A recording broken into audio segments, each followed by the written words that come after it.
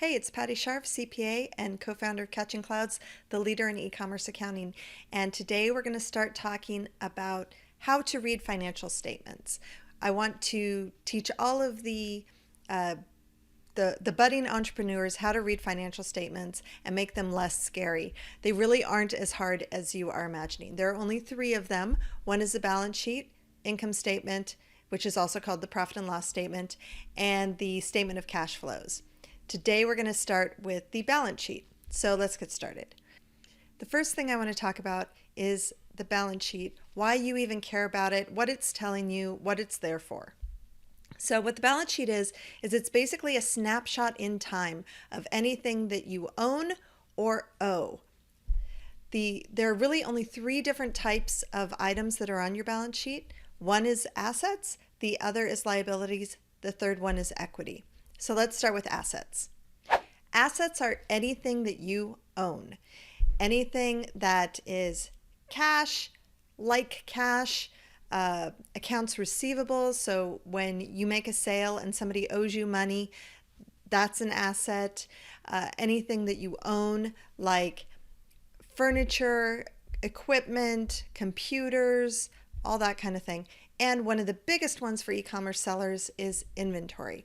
So when you buy product, it doesn't actually get expensed right away. It first goes to your balance sheet because it is property that you own. You own it until you sell it. So all those products are just sitting on your balance sheet at the amount that you paid for them. Assets can be of two different types, either current or non-current. Current is anything that you can turn into cash in less than a year, and non-current is anything that's more than a year. So current assets would be things like inventory, hopefully.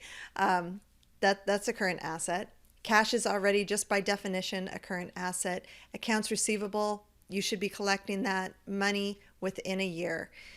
Things that are non-current would be things like your computer, something that you're going to use over a longer period of time. If you own any land or a building or something like that, if you have loaned money out to somebody else in the form of a note or something like that, and you're not planning on getting paid back for more than a year, those are non-current assets. Now let's go on to the second type of item that's on your balance sheet, and that is liabilities. Liabilities can also be current and non-current. So if you owe something within the year, it's going to be a current liability. If you owe something in more than a year, it's going to be a non-current liability. Examples of liabilities are accounts payable. This is the opposite of accounts receivable. Accounts payable means that you owe somebody money. You get a bill for something, that's accounts payable.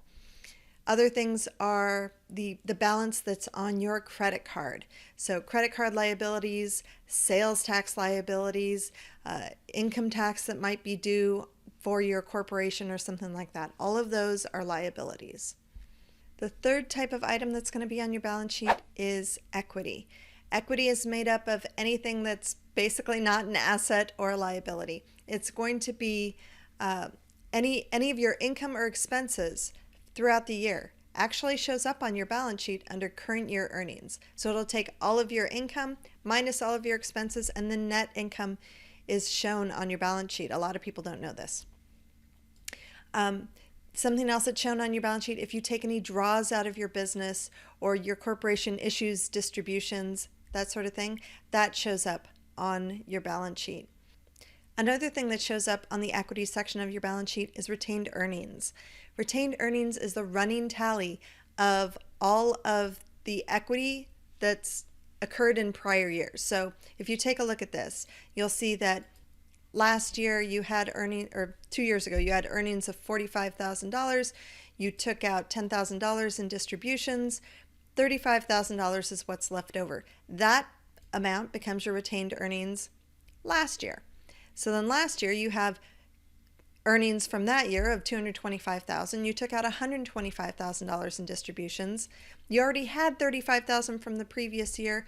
Your ending equity is $135,000. Again, that rolls forward to the next year. So you'll see everything closes out to retained earnings on January 1st of the following year. And really, that's all there is to it. When you look at your balance sheet, your assets will always equal liabilities plus equity. That's why they call it a balance sheet, because it's always in balance. So if you have, so if you have total assets of 490,000, your liabilities plus equity should be 490,000 as well. I hope you found this video helpful. If you did, make sure you like, comment, share with your friends, and if you haven't already, please subscribe, and I'll catch you later.